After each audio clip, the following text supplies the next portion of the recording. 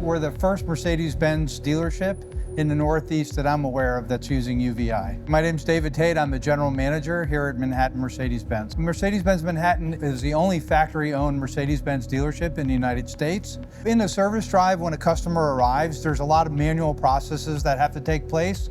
And by installing the UVeye machine, we've been able to consolidate quite a few of those, and we'll have a more streamlined and more thorough process when the customer checks in and when they meet with the service advisor. We'll do a better job at appraising the vehicles. Our used car manager will be using the tool and the interface so that he could see every car. By being better prepared and by thoroughly looking at the vehicle, we can do a better job at estimating what the reconditioning costs would be in advance. And at the same time, we could also catch some of the damage, so when the customer turns in the vehicle, we might be able to salvage some of that reconditioning cost. The brand is really known for its quality, right? And we want to maintain that quality and make sure we don't miss anything on inspections.